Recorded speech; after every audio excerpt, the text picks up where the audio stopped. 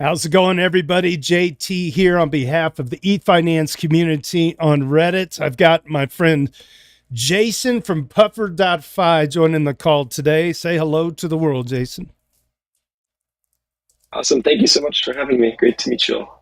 It's awesome to have you too. Really appreciate you. We've had a few days where we've tried to get this lined up, and it's taken a while to get it, but we are here now. You guys have been busy all over the planet, talking about Puffer and doing some great stuff with that. So we really appreciate you taking the time. Anyway, I'm going to jump right into our intro here. Give us a thumb, smash a bell if you haven't already on wherever you find our podcasts, and we'll go from there. So the Weekly Doots live stream is all about showcasing the best of the week from the Ethfinance community on Reddit. This is a read-along reaction series, and if you want to follow along, head to dailydoots.com.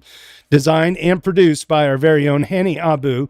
I don't know if we have a Poe app today. I might as well refresh the page here on dailydoots.com, see if Hanny's got an update on this site for us. Yep, looks like we got a site update here. Yeah, no Poe app for today. That's okay. And then big thanks to Tricky Troll for capturing and curating each of the day's doots. He goes along every day and assigns who's going to get mentioned on the daily, and then the A word captures our weekly list. Thank you to both of those people. Subscribe to us on Apple and iTunes. Just search Ethfinance EVMavericks. Also available on Libsyn, Spotify, and wherever you get your podcasts. You can mint this episode at pods.media/EVMavericks. If you're watching this stream on a second window on Discord, make sure you mute that window to avoid any echoes. And as always, if you know somebody, anybody that wants a piece of this action, send them my way. All right, we're going to head down and look at our rich list at dailydoots.com, rounding out at number 10. Moving up the list, Scientist at 90, Ethical Trade at 92, at the number 8 spot, 696 ETH. Harag at 100. He beat the 100. He actually had a double doot this last week, so congrats to Harag for breaking the century mark. Crypto Al Currency holds steady at 101, set one less at 103, Tricky Troll at 121, Benito 2030 at 138, Logri the Bard at 146, and Super Fizz, the almighty everlasting man himself, at the top of the leaderboard at 214. Very good. So now it's time to get with our morning roundup. It looks like Hey Chibi chimes in Ethereum. Frank the Tank chimes in.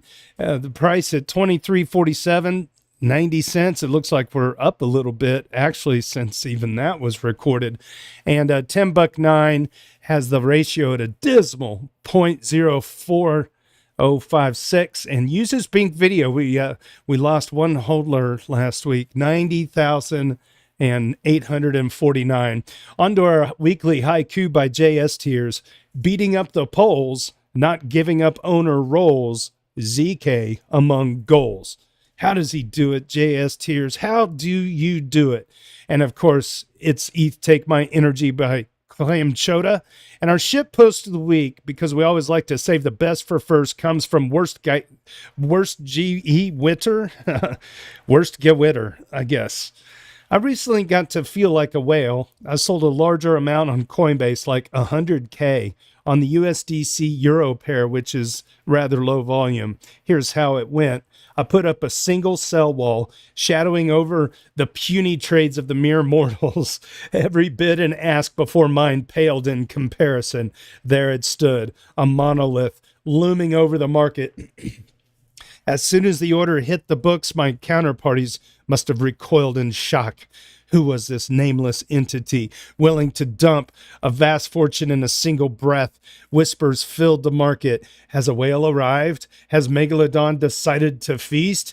At this point, time stood still. I have become death, the maker of markets, a force to be reckoned with, altering the fabric of the order book itself. Who would be brave enough to challenge my creation? Man, this is magnificent. Eventually, all monuments must fall, but the battle was one for the history books. At first, only a few daring souls nibbled away at the edges of my fortress, but after the market overcame the initial shock, larger buyers emerged, each of their trades echoing like hammer strikes against the stone of my stronghold. It should not go down easy, though. Over the course of 6 long hours, cores and 211 individual fills, they relentlessly dismantled my towering order brick by brick, an epochal amount of time in the fast-paced crypto realm. Finally, when the dust settled and the sun rose, only the rumors remained of what once stood tall, another testimony to the patience of the market, able to move even the biggest mountains with enough time. Oh my gosh. That is an amazing shit post. Oh my gosh. Wonderful job. Excellent shit post of the week. And there you have it.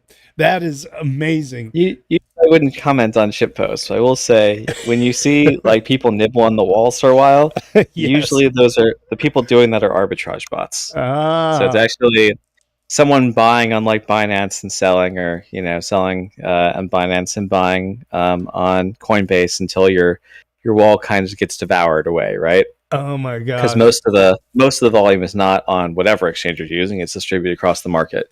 So the price divergences eventually cause someone to nibble at your wall and just chunk it out if basically the market's crabbing, right?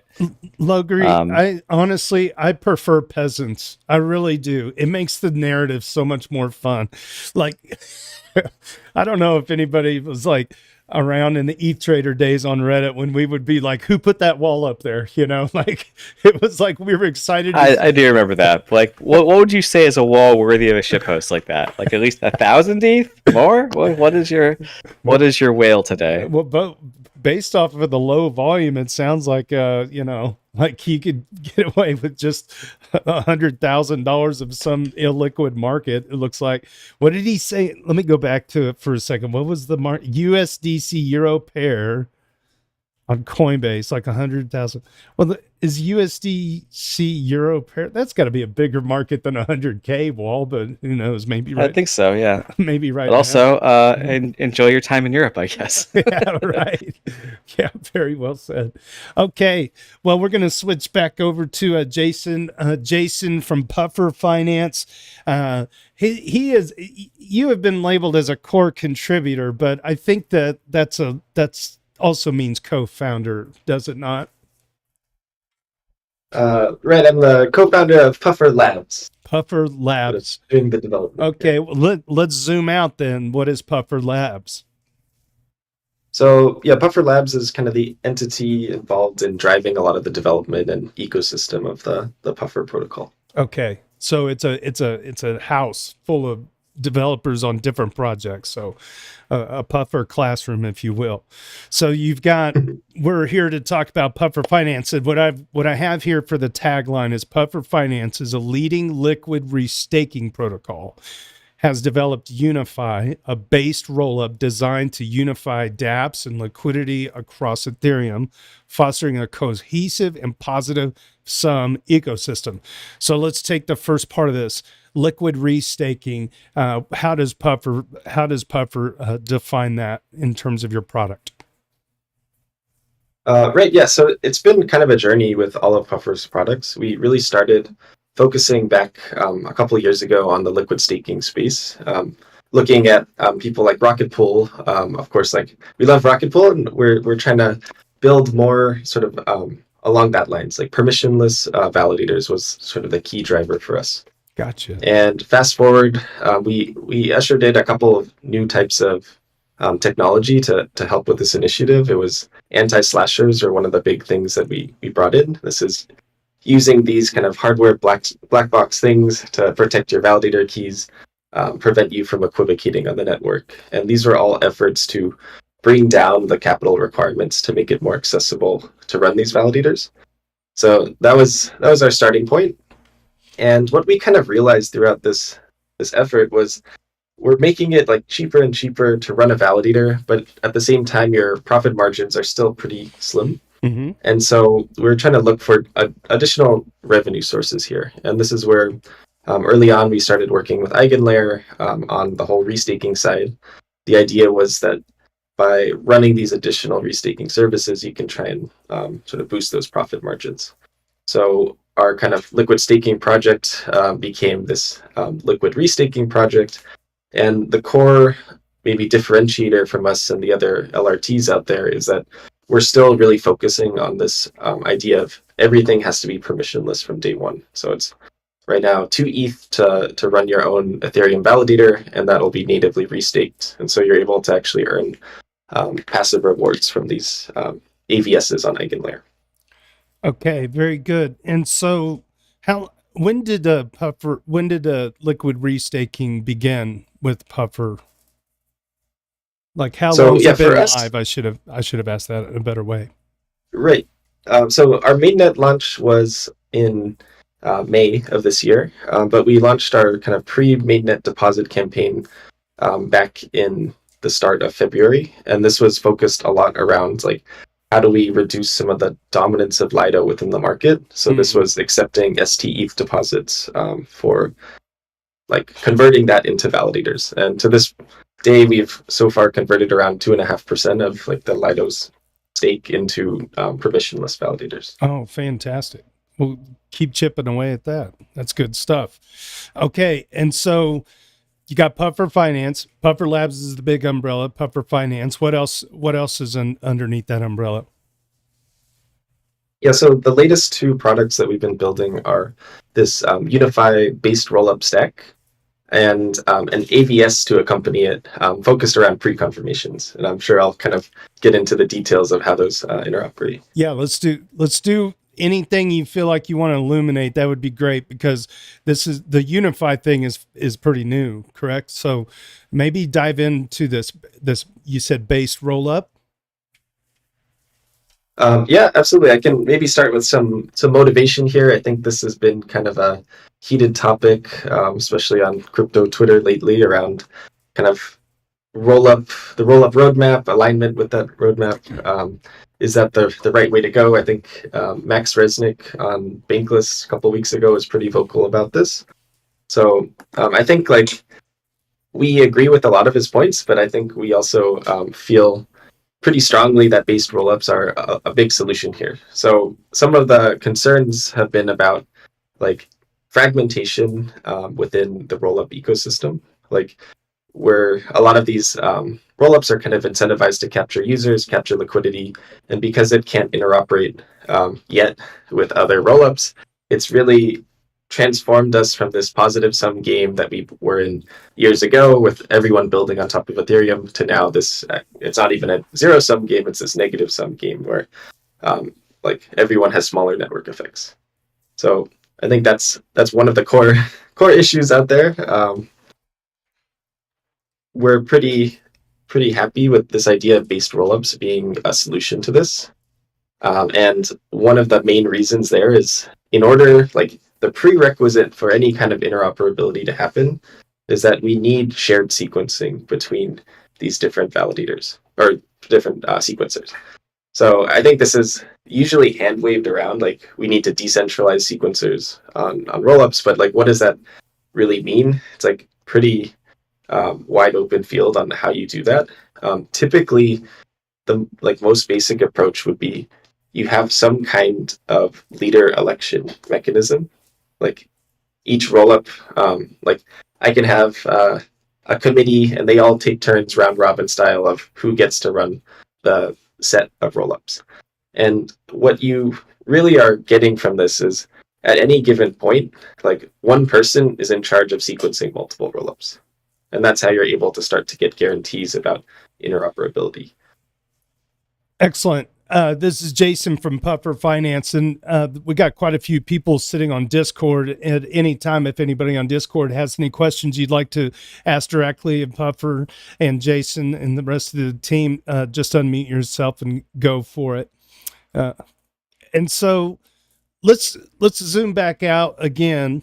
If I'm just a novice person in the Ethereum, let's go basics, right? What can a person goes and they purchase ETH on an exchange and now they want to do something with Puffer? Where should they start? And what do you recommend in terms of getting into the protocol? Right. So the number one thing you can do today is participate in the liquid restaking protocol.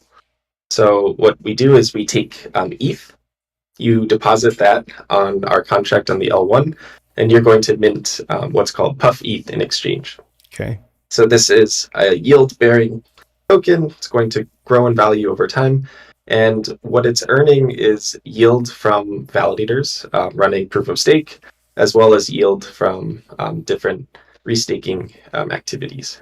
And we do some subtle differences under the hood for like how the actual yield is generated on the proof of stake side. And this is so that we can really support this permissionless environment. But at the end of the day, you kind of you get this puff ETH token. Okay, so if you have the puff ETH token and you want to dive deeper, is there another layer to this that a user could then take that and go do something with? Yeah, so this is one of the big value props of liquid staking tokens, or just liquid restaking tokens in general, is that you have this flexibility of just liquidity. Like you can hold it if you want to, but you can also go to different integrations. You can LP on different protocols, and there's lots of different ways that users are farming this. And now we're sort of starting to go cross-chain as well, so you'll be able to bring that to your favorite L2s. Oh, okay. So what L2s are available for people? So right now, we're live on Base. And also kind of on the alt L1 side, you're able to bring it over to BNB. And we have a partnership with Everclear now as our bridge. So we're going to start going to like all the EVM equivalents. And what was the former team name for Everclear? Is it Connect? Connect, yeah. Okay. Very good. Excellent. Okay, so I'm looking on the Puffer .5 website, and I see you got two buttons here: become a staker and become a validator. How can we differentiate the two? How would you explain these two avenues? Right. So for most users, you're probably going to choose the staker option. This is the route of like deposit ETH, you get back this receipt immediately. Okay. And there's no extra effort required on your side. But on the validator side, this is kind of where we started this whole project from, was how do we make it easier and more accessible for these people to run validators. So that's the option. If you have if you're running a full node at home, maybe you're already running like a solo validator, you have now the option to do that with just 2 ETH. Oh, wow. 2 ETH. That's great. And what are the hardware requirements are just the same as if you were wanting to do anything on Ethereum anyways. No special hardware required other than what it takes to run an ETH validator currently, correct? Correct. Oh, that's excellent. And so where can people reach out to you? What's the best avenue? You guys have a Discord. I see you have a community button on your site here. Looks like you got Discord, you got Twitter, you got Telegram as well. Available in English and Chinese. And so is Puffer, where is it based out of? Totally global, but I think we have like the biggest communities both in North America and Asia. Okay, cool. And is there any jurisdictional issues? Can anybody anywhere on the planet use Puffer?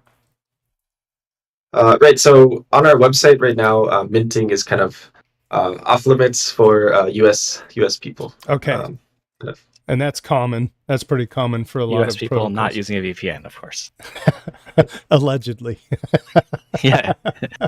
That's Logri, the bard from Tokenomics, explained. Logri, do you have any questions? I saw we got Austin here. We got all kinds of people I got here. so many questions. All right. Okay, so the restaking space, my greatest fear for restaking in general is that it increases the complexity of what it is going to require to be financially competitive on staking.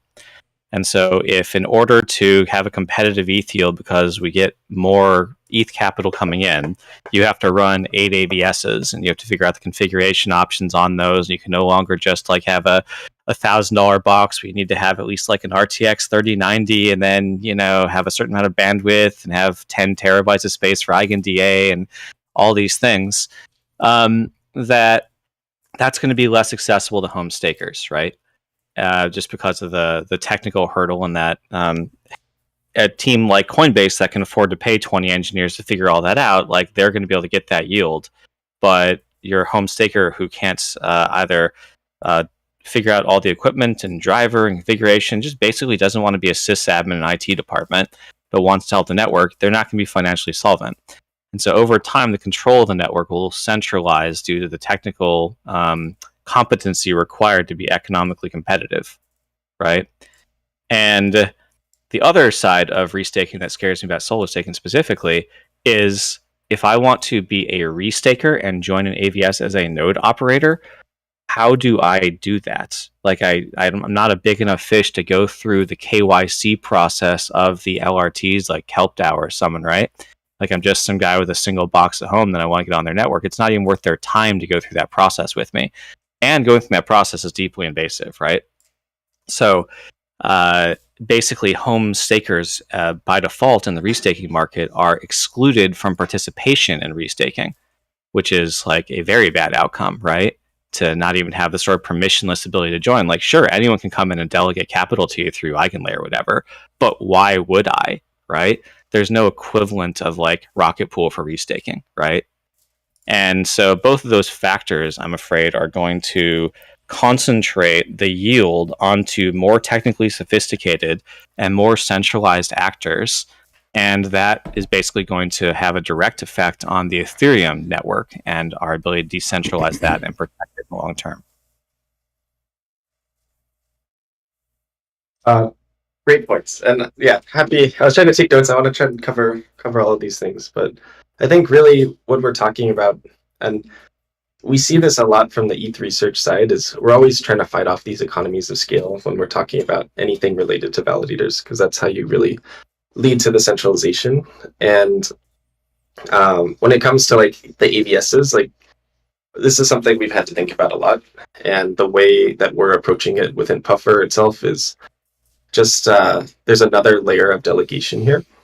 So when you're running a validator, like on Puffer, you're opted in, like you're restaked and you're opted into these AVSs, but the actual running of those AVSs is delegated to those people that have those economies of scale. And the worry there is mostly about risk and centralization around those operators. And this is where we're working on like developing these anti-slashers as well to help with that principal agent problem. So using like the technology side, of course, there's reputation involved there, but you don't want to just rely on that.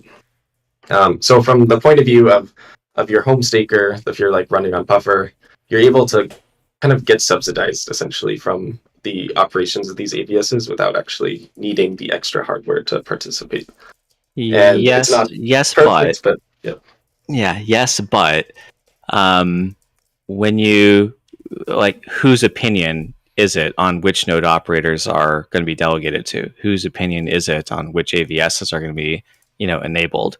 Basically, the LRTs are serving as risk underwriters, and we have like maybe 5 or 6 points on the risk spectrum represented, but there's a whole continuum of risk options or risk appetite between degen and ultra conservative in the DeFi space that is not going to be solved by a single token or a single governance solution. It's going to be quite messy, and I don't see anyone even really attempting to tackle how to decentralize the risk underwriting required to select what are the node operators and which node operators get delegated to and which AVSs they can participate in, and how much capital they need to function, or how much capital we should delegate to them, and what the conditions are that they should meet in order to be validated in a permissionless way. What proof should they provide before being delegated to? Because right now it's very invasive, as I said, KYC through these LRTs, but maybe there's something you could do with something either like Rocket Pool or something where they have an attestation, a signed message from some other third party, auditor that you want to trust or something. But that design space seems wide open, and I'm surprised I haven't seen anyone taking a stab at it yet. Right, no, I totally agree with that. I think one of the tricky parts here is that the industry is just so decent that like we don't have a lot of the answers here for like it. There's no slashing and there's no rewards right now, so even like deciding those things, it's like difficult to make those decisions. And this is where all the LRTs are going to end up differentiating on those decisions that they make. But to your point, like I don't see it as a one size solution for everyone. Like inevitably there's going to be different LRTs that satisfy different risk preferences. ideally, you would do this all within a single protocol and have like much more fine-grained allocations. But then it just starts to become this operational problem where you have like dozens of these different LRTs with different risk, and they're non-fungible, and now you have to how liquid are they really, right? not liquid, but even just like how do you bootstrap liquidity then across the ecosystem when you have more than one thing to worry about? Like these start to become practical problems that are probably why we're not seeing these develop today, but I also hope that we see it in the future. How many folks are on your team? I forgot to ask that at the beginning. Like it started with you and the other co-founders for Puffer. And what year was that, by the way? I don't know that I even asked that question. So it was around the end of 2022 was when we started this. So we're going on 2 years now, and we've recently grown to about 30 people. Nice. Excellent. Yeah. You guys are tackling a lot of big problems out there. Is there anybody else on Discord that wants to ask Jason any questions? Okay. And then, so Jason, I want to make sure we're respectful of your time. What's on your mind? What else do you want to share with us before we move on to the rest of the show? This is a good time to tell us about anything you would like, maybe, because I know we just barely scratched the surface of it here.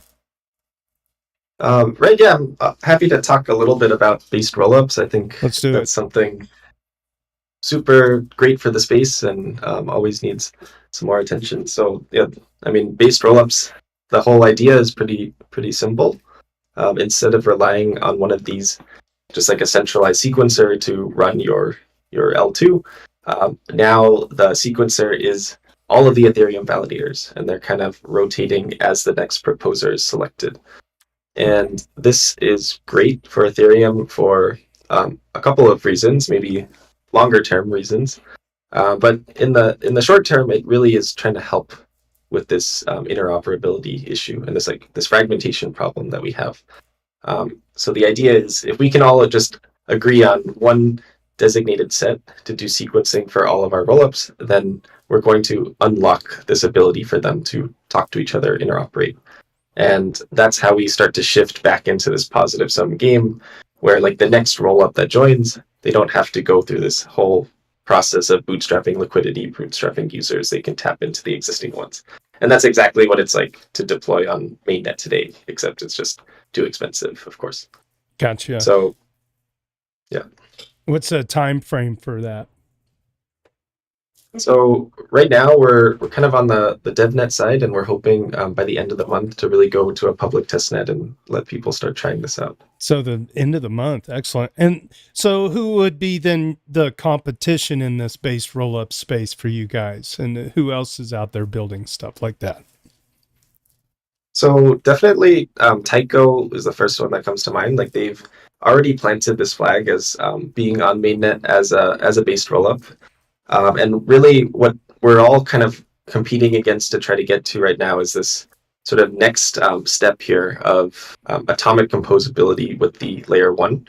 So what this would mean is like you can take your assets from mainnet, deposit it into the rollup, do your thing, whether that's like swaps, like maybe there's an ARB opportunity there, and then you're able to withdraw back to the L1. And this all happens within the 12-second block. Wow. So and I'm assuming this helps with scalability, and it's also relatively inexpensive to do that once it's built.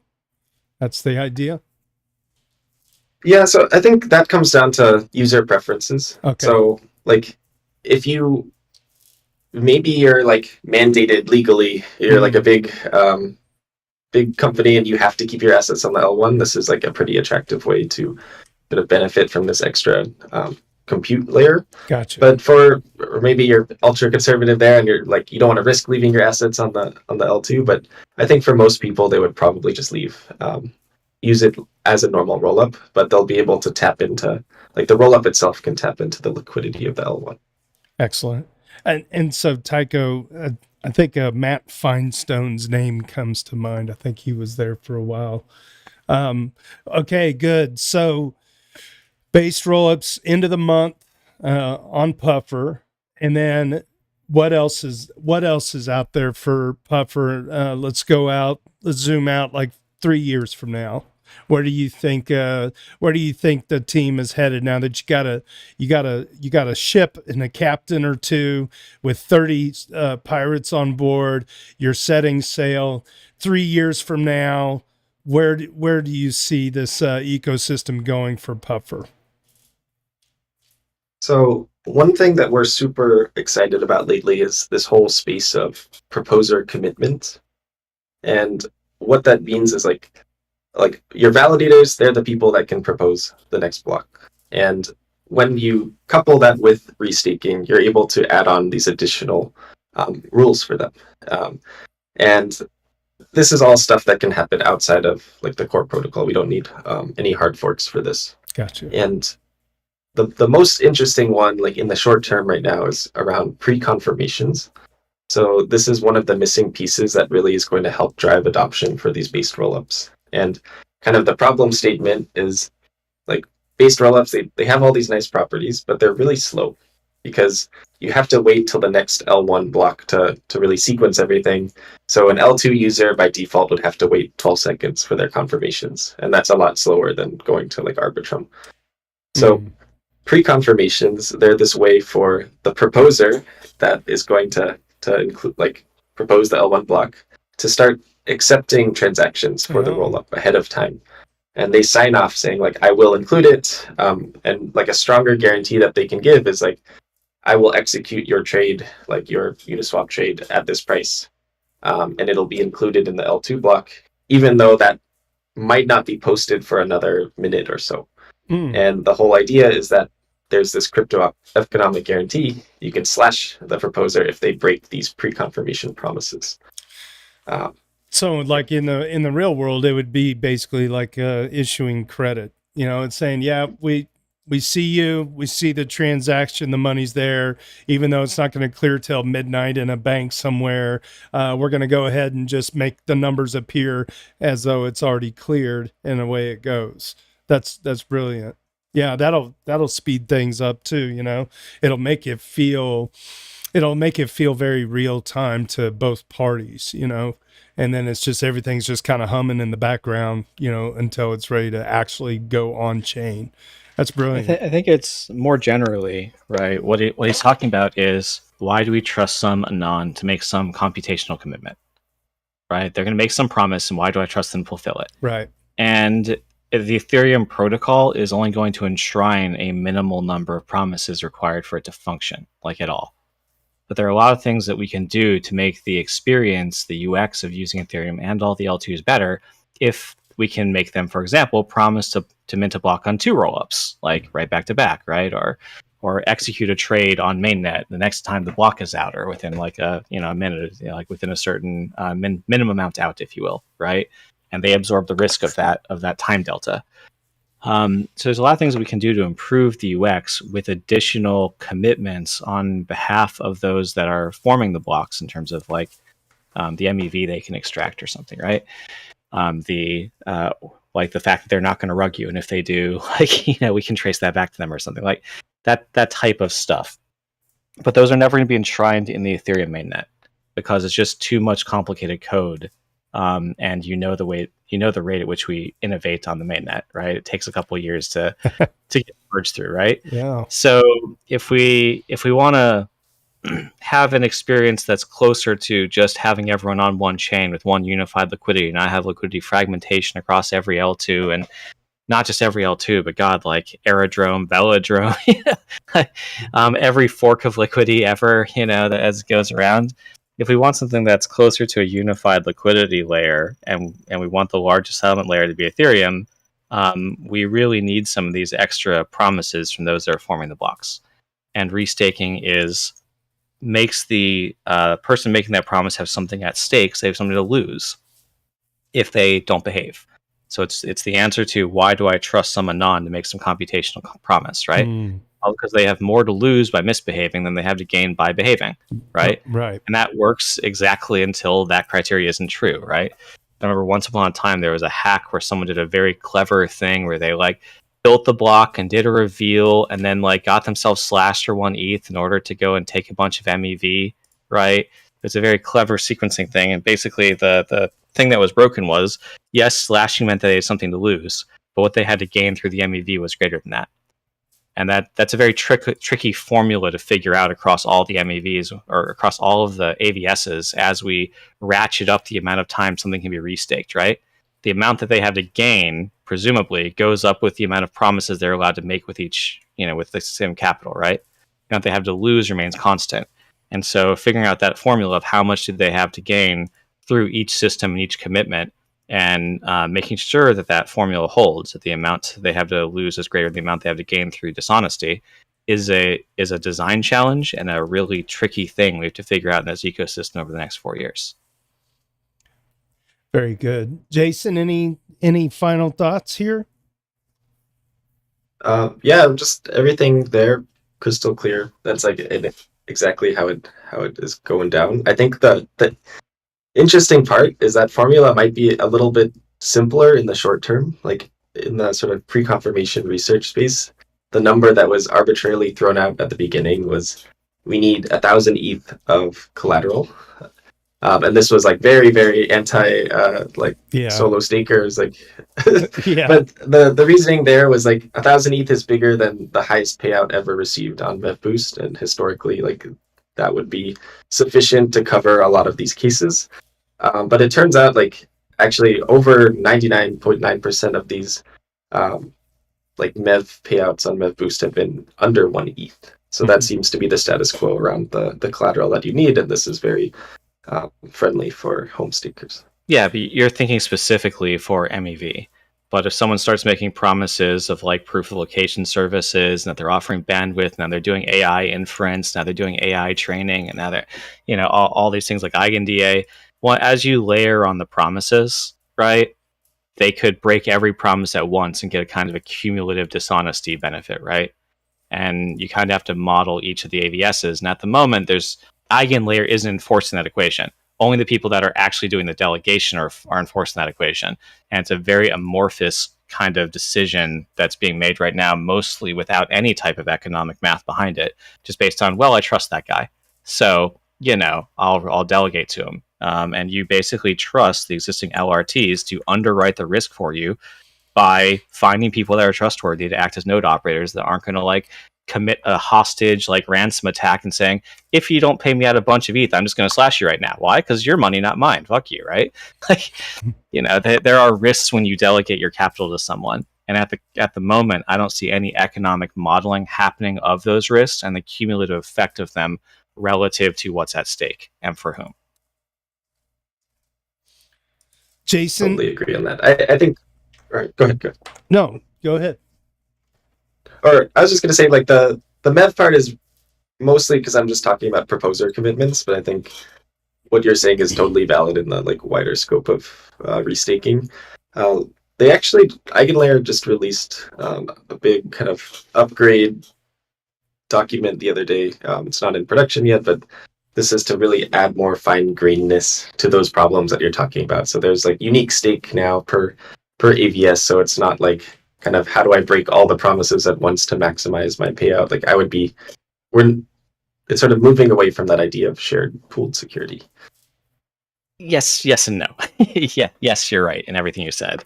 But the goal here is still shared security is more capital efficient and generates more yield for your ETH, and follows that formula of allows us to trust an anonymous person to adhere to some promise. Jason, the core equation is still there. If people want to follow you on Twitter, where should they go?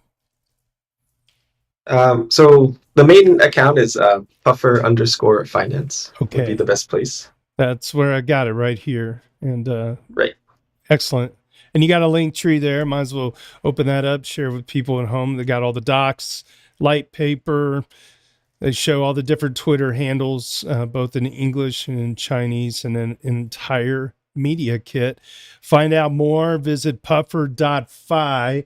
Jason, thanks so much for hanging out with the interview portion. Now, you don't have to leave. because now I get to read Reddit so you don't have to. So just to explain the rest of the show to you, if you have some time to hang out, we have this beautiful place called Ethfinance on Reddit. You should join. You should also share information updates or whatever about Puffer in that daily discussion that we have. If you go to reddit.com/ETHfinance, become a member. We got about 80,000 some odd people, close to 90,000 people now. And what we do is we have a team of people, a team of 3 or 4 people that primarily select the best of each day's comments, highlight them. They get a point for making a list that we call the Doots. The Doots then become a top of the week. And then the week becomes this show right here. So we're going to jump right into dailydoots.com. If you go to this week, go down past the ship post. And we're going to start with number 1. Ethical Trade spots the theme in the EF Dev AMA questions and expresses caution. All right, so here's kind of how this works, Jason. If you can stick around, is like we'll go through some stuff. You're our color commentator guest. If you want to chime in on anything that you hear, as well as anybody else on Discord.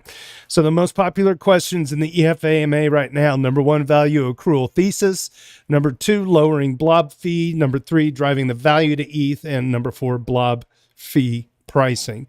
The community push for increasing blob fees has me a bit worried, to be honest. This is according to Ethical Trade. By the way, I always read out their score. Ethical Trade is high on the list. Duder 92. That means they've made the Doots list 92 times. That's the kind of alpha this person brings. I'm not going into the details again today, but 2 weeks ago I detailed why I believe free blob fees plus zero rollup congestion are a fantastic combo for institutional adoption, one that is needed.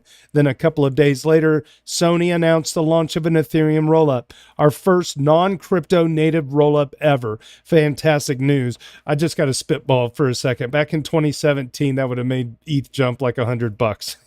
just the news. Now it's just like every other day we get news like that. We only dump on good news these days. But anyway, I digress. This confirmed what future Ethereum adoption will look like. Companies with huge user bases will bring millions of users all at once, just like Base brings us 4 million weekly active addresses. 4 million. Wow, I didn't know it was that high. Not gaining users one at a time, millions at a time. Millions per institution, millions per rollup. And then a few days ago, Solana makes a 180-degree pivot from calling L2s parasitic and announces it now supports L2, rebrands them as, quote, network extensions. Please take a second to wonder, why would Solana pivot to L2s right now, at a moment when overall blockchain activity is moderate at best? Could it be that Sony made them realize that Ethereum is about to onboard one institution after the other?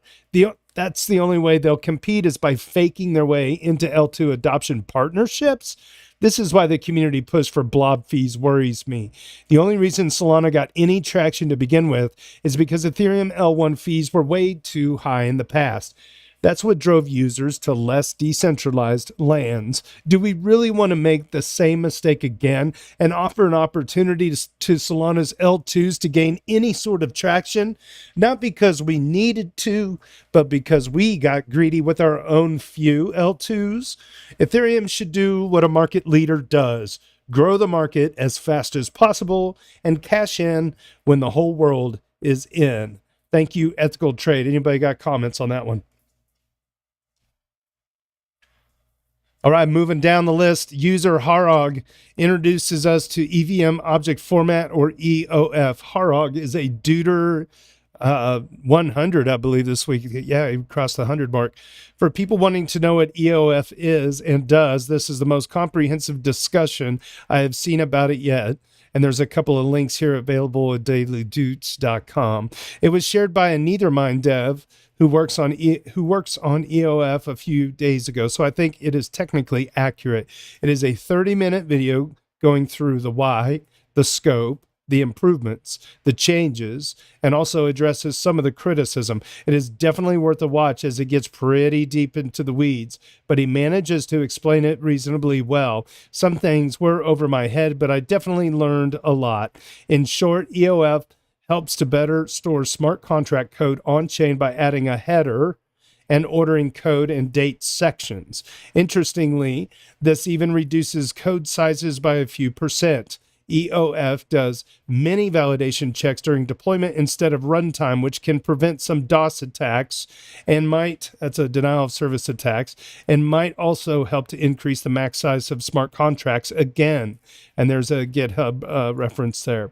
It also contains many smaller quality of life improvements for Solidity developers. Some new calls are also introduced to interact with external contracts, which improve efficiency. Overall, the EOF improvements are rather complex, and the disadvantage is that the legacy contracts still need to be supported, which increases complexity by duplicating some of the logic.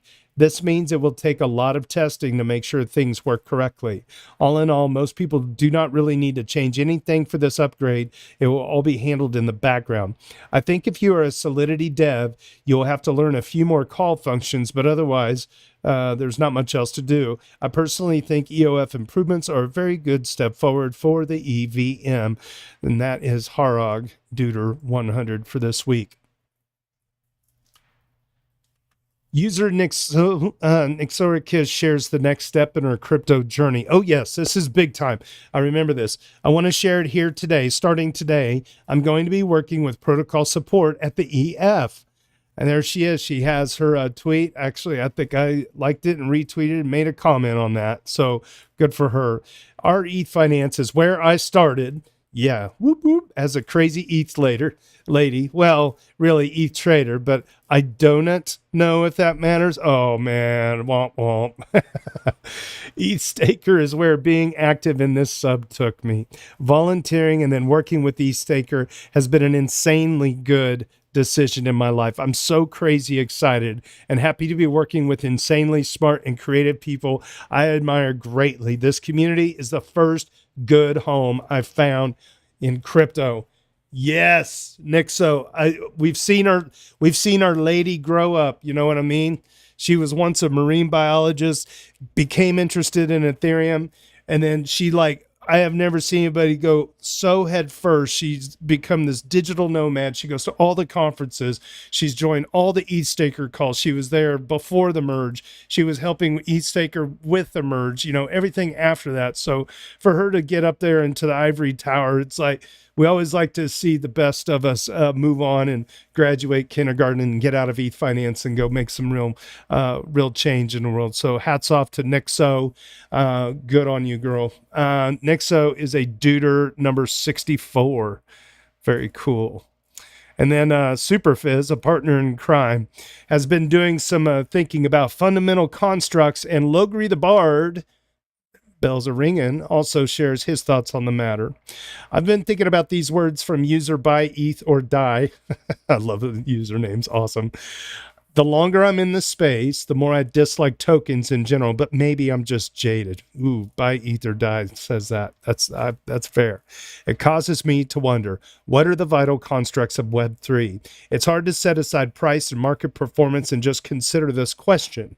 Right now, they seem to be coins, tokens, and NFTs. And everyone hates tokens and NFTs right now because they're salty about the prices being down. But the question remains, are these the three fundamental constructs of Web3? Are any of them truly irrelevant and going to die anyway? Are going to die away? Are we missing some more constructs?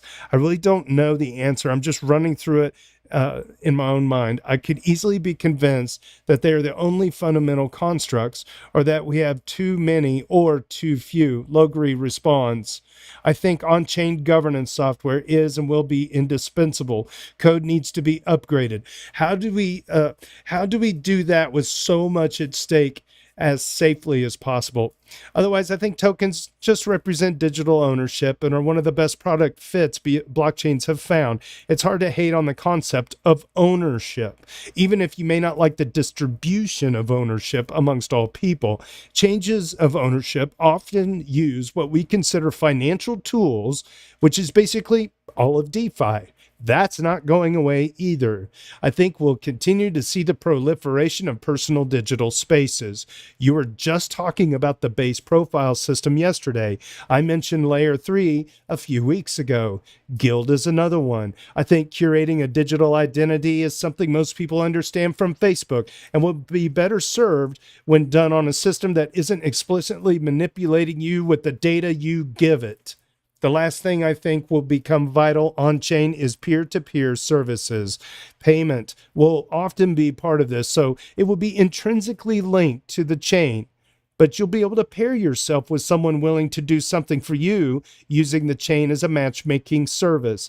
This is pretty much all DPIN and AVSs to start, but I see little reason these systems couldn't be expanded to non-digital services eventually. That's a good reply, Logree. Your ears are burning this week. Good job.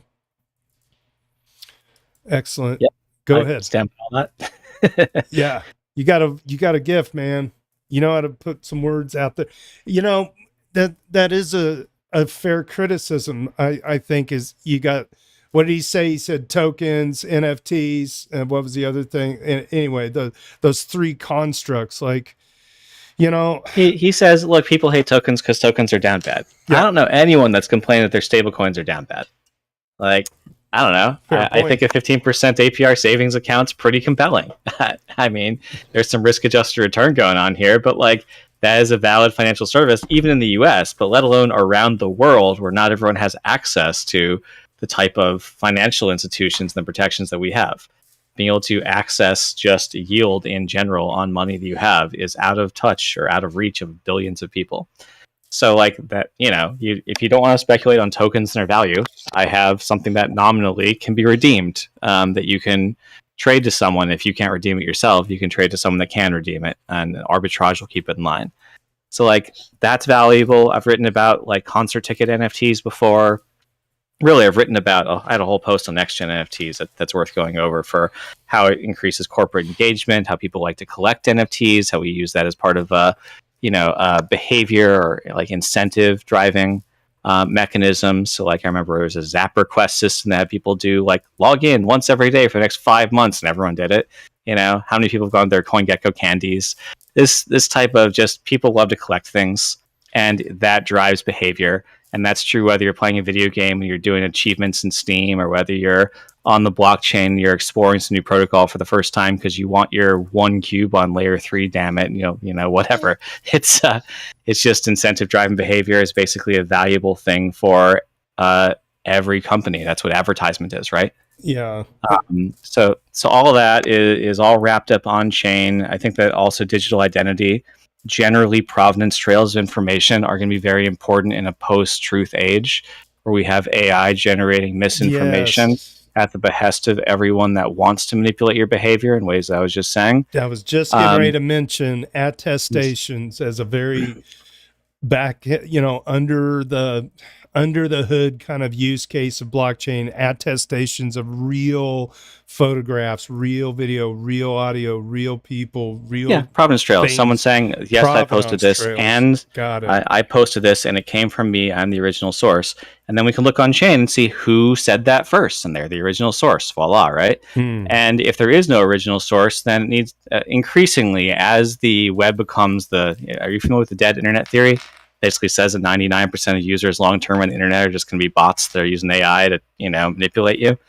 So as that becomes increasingly true, the dead internet theory. Dead internet theory. Interesting. Huh. Anyway, as that becomes more and more true, we need to modify our browsers to look for the provenance trail of information that's cited around the net, and basically get to a point where we can write policies that hide suspicious information by default. Like if I go to a certain bad website, Chrome will warn me of that bad website on the way there. If they know it's malicious, they'll check and be like, you sure you want to do that? That's missing like a cert, and this thing is known to be a hacked website. Like maybe you shouldn't go there. They kind of have your best interests at heart.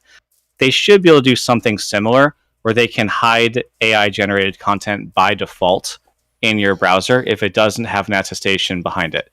And then once you have an attestation, you go to whom, and then you pair that attestation with the digital identity and reputation systems, and we can really start to fight misinformation and bring truth back to society. And we have to do that for democracy to function. You know, if we don't have an informed electorate, everything falls apart. So it's kind of critical.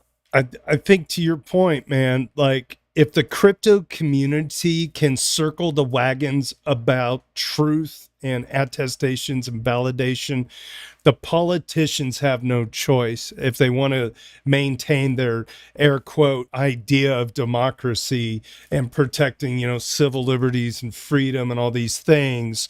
It almost feels like it's. I mean, just it's basically, how much you know? influence do you want Russia to have over our U.S. elections? Yeah. Because they're trying. They were even caught. There was a big dossier on all the influencers. They're basically just paid Russian shills, right? Yeah, it's crazy.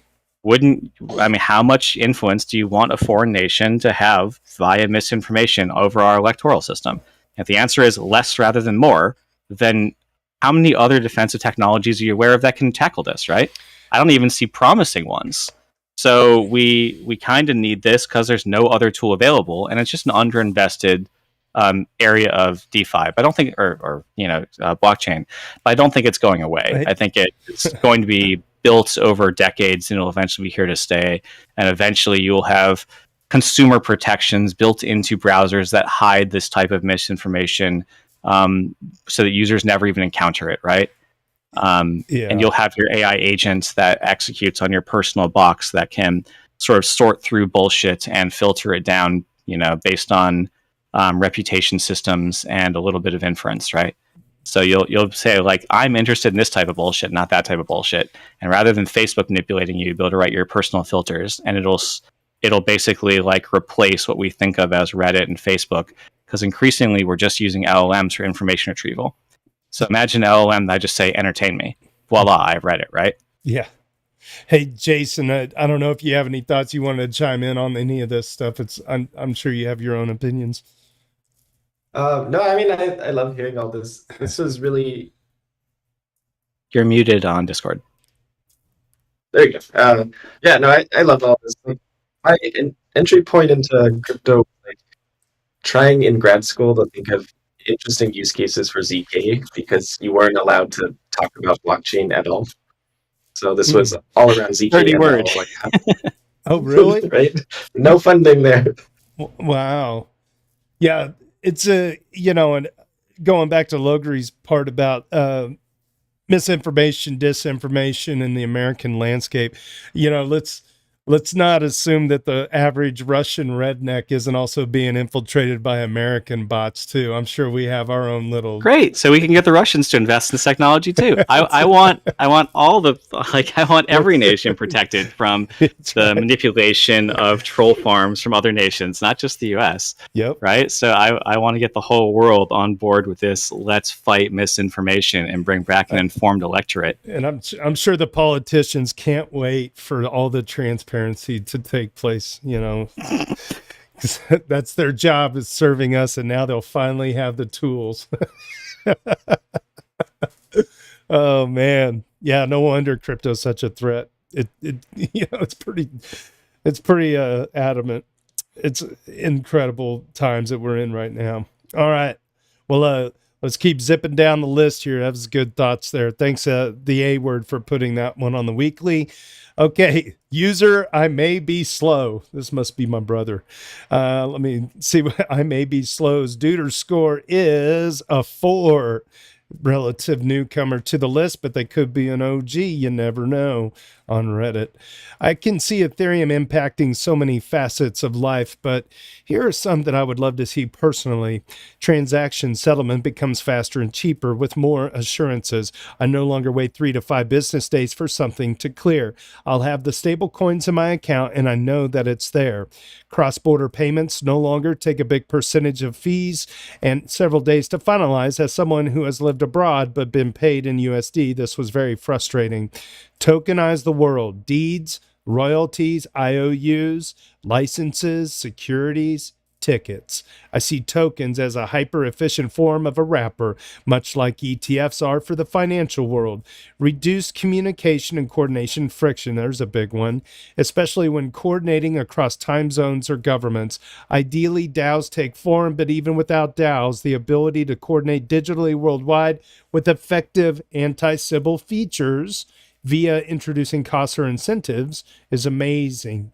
Got a taste of it with ICOs before regulators shut that down, and fledgling communities around NFTs hint at what is possible. The next one is decentralized exchanges. If we indeed tokenize the world, exchanges allow free market forces to find efficient solutions. In fact, I was not sold on Ethereum until I looked into smart contracts. And when I realized what DEXs were capable of, I became fully on board. But more than just a shitcoin roulette, I want to see a future where one can trade currencies, assets, community access, etc. with more freedom and less cost than currently possible. There's a lot more that I'm excited to see implemented, like personal privacy and public transparency, freedom of expression, the digital empires that are built now, that digital ownership is enforceable. But that's enough rambling from me already. Courtesy of user I May Be Slow, Duder number 4 for this week. Holy crap. Let's see. It looks like it was a repeat on accident. Okay. All right, good. User 696. Are your ears burning, sir? He's in the chat on Discord. I see you, bud. He's got his EVMavericks weekly recap, September 2nd through 8th. The blog and newsletter on Paragraph. If you want to go check that out, find all of this at dailydoots.com. He is such a force out there, making all kinds of cool tweets on behalf of the EVMavericks. His EVMavericks catch-up highlights of the week. Number 1, DGen chat covers NFTs and what's worth buying. Some airdrop potentials pooled together and their insane APR are discussed. And then he says that I hosted last week's live stream. B Broad is leading the way in applying for grants. This time it's Gitcoin plus Octant community round. Hats off to Ben Broad. He's out there chugging away on behalf of the Ethfinance Community and the Daily Doots live stream. Thank you, sir. And he just made his first Doots appearance on the list. Hopefully he gets featured in the next week. Number 4, still a decent amount of chatter about new platforms, new coins accumulation phase, another potential Politify season, pump fun and volume. Calls of the week, an 8x of Clippy by Green George, a 6x of IRS by whatthef.eth, a 4x on Farm by whatthef.eth. Dang, this guy's cruising, a 2x of Worth by whatthef.eth. Farmers talk about blobs, monad, elixir, Eigen, and more. Hey appears on an episode of Get to Know the Mavericks. If you want to check that out on paragraph.xyz, you can learn about the people that own these Mavericks. And a new member, Mooney.eth, joined EVMavericks this last week. Welcome to the fam. By the way, I don't know, Jason, the Mavericks have a really unique NFT.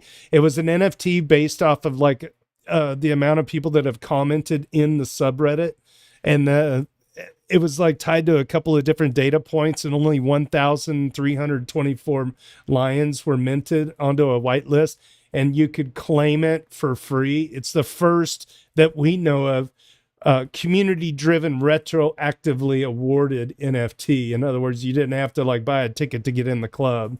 You were already in the club, and then they just handed you your jacket if you wanted it. So it's kind of a novel NFT for that. So it's a real pride point for the community to have one.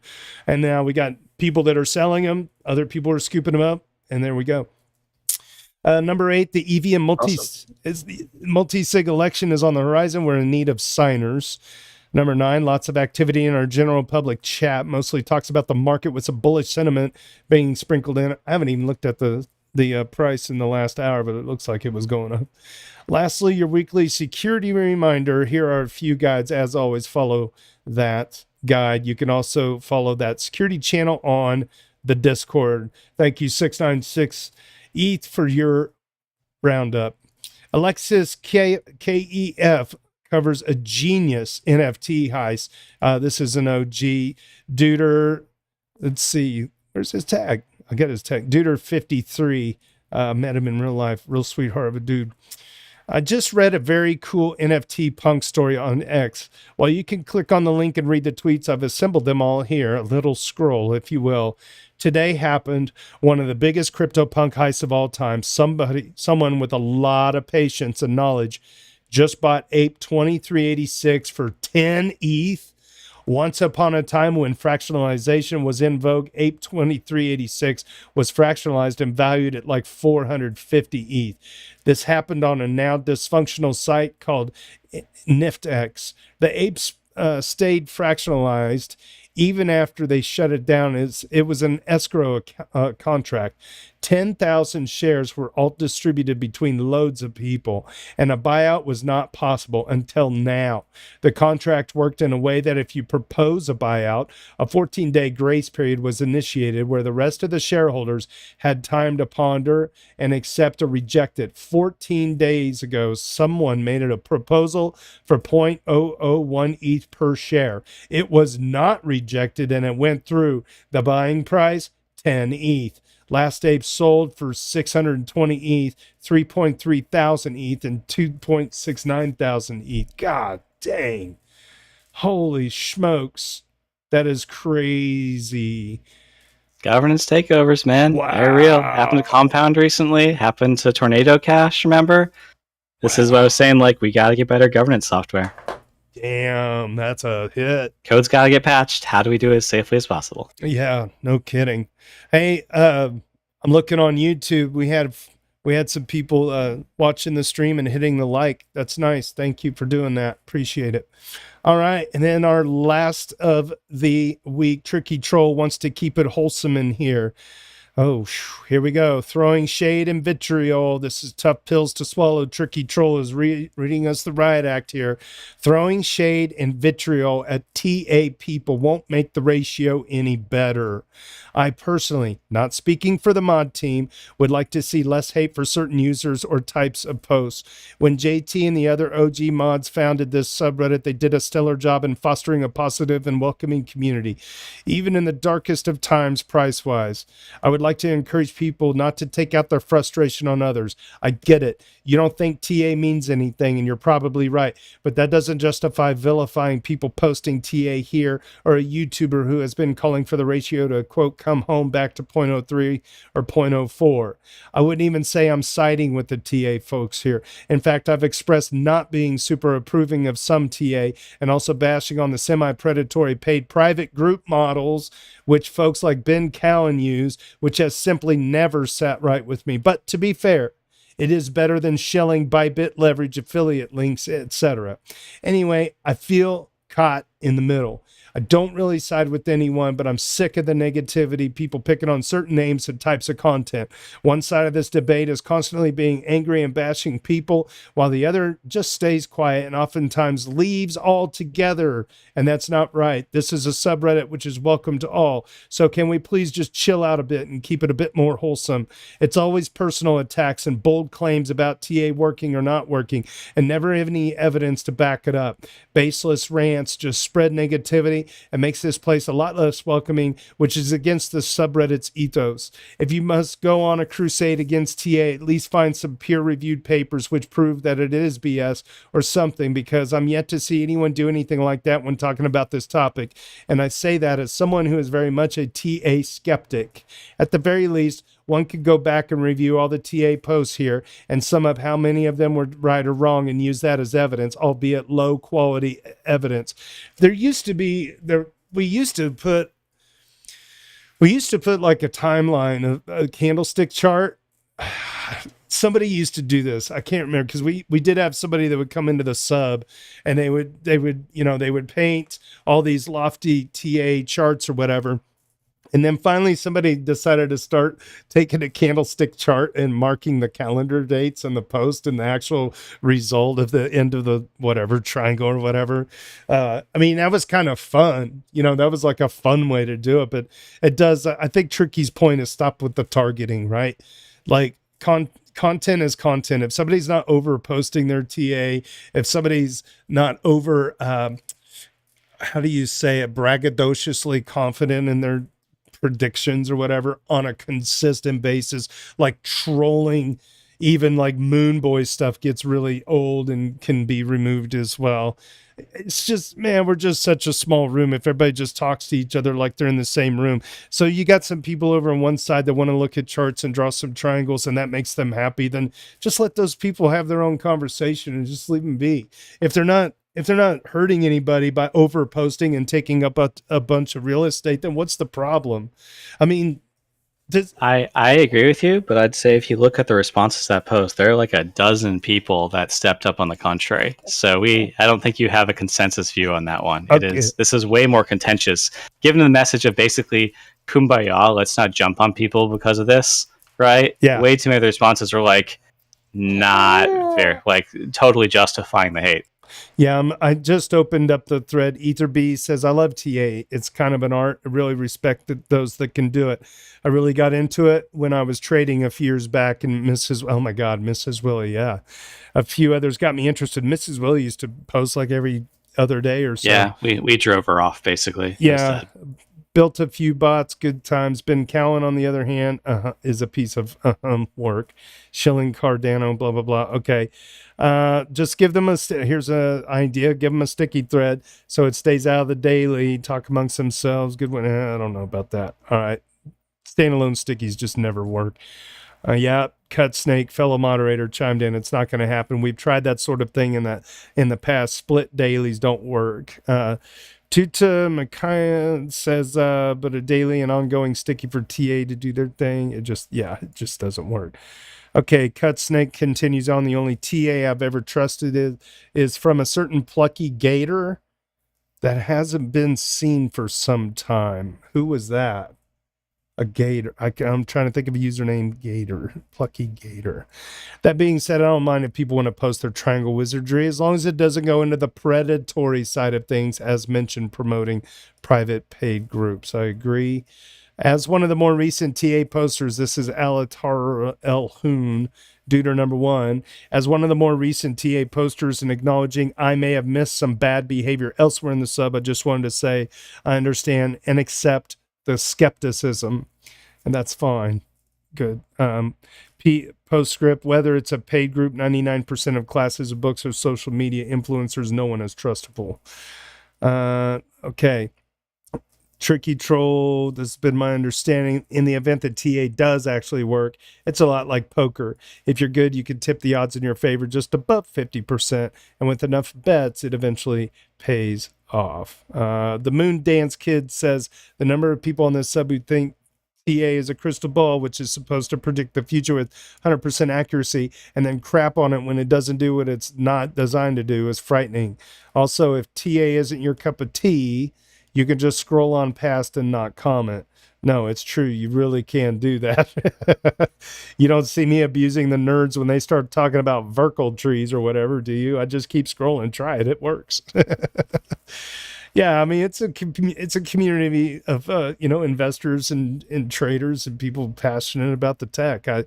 I must have missed the boat, on how bad it must have gotten, but at least Tricky's trying to keep the conversation on track. Logri, you were saying the other side of the color was kind of like he was trying to do kumbaya, and you said there was a lot of other active commenters. Yeah, just there's a lot of comments, like just immediate replies to that I saw in the early hours of it, where like, no, like all the people with TA are like, snake oil salesmen. People get harmed by believing too much in TA, and we shouldn't give that type of thing a platform, and it just is full of grift, and people basically justifying a hostile reaction to people posting TA. It's not a stance I agree with, but I just saw a surprising number of comments along that line of thinking, which is I don't think is a good representation for our community. Yeah. Good. Yeah.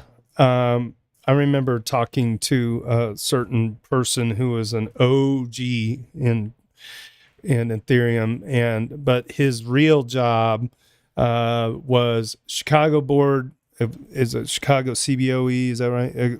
Chicago Board Exchange, whatever, stock trader, high frequency, And I asked him, like, is TA a legit thing? And he said, it is not the way you think it is. Like, the way that they do it in TradFi is not, it's not using, like, TA the way well, we let's think just say of that it. the people that are actually outperforming the market have servers, floors of servers that are doing computation and racing for the fastest possible ping. And they are so, like, you think you can just draw a triangle and outcompete them? You're clearly not, right? Mm-hmm. Like, they're well resourced and they have people with a lot of math backgrounds on these things doing analysis for every micro opportunity and acting on it as fast as possible. Yes. And, like, so if you're trying to draw something called cup and handle and then you expect it's going to come true, Right. I mean, yeah, maybe like 51-49 split, right? Mm-hmm. But if it was predictable, someone has predicted it earlier, faster, and with more capital than you, and has front run that opportunity before you ever drew the triangle. Yeah. So expecting you're going to just play the market with you know, you are not going to be either the biggest fished or the most well resourced or have the best intelligence on this or anything. Right, like there's so much money in winning at markets that it's just, I think, a fool's errand to expect you're going to get much better than average result. His broader point was it's all about liquidity. Doing something similar to TA in Forex is somewhat of a thing, but like in crypto, it just shouldn't exist the way it does. And I mean, it's like you just look at what, like, I don't know, a single black swan dropping things to near zero, like Terra Luna or something like that, blows up, and it's like there was no triangle that thing was ever going to adhere to. You know, it's just this market can't absorb the volatility enough to make a lot of that stuff work.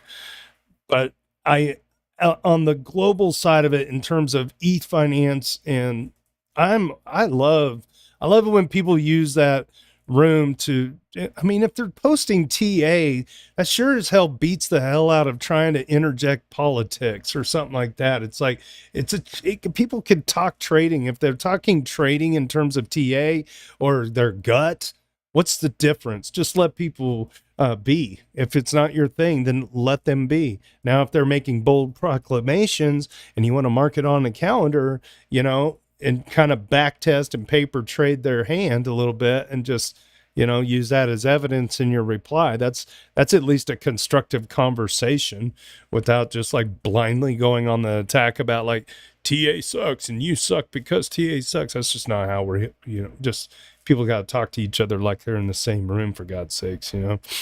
But I don't know. I think I'm going to wrap the show. If anybody else has any final comments on that, that's just one man's opinion, by the way. That's just, I didn't talk to Tricky about that. I'm glad I made it on the weekly. It's a good conversation.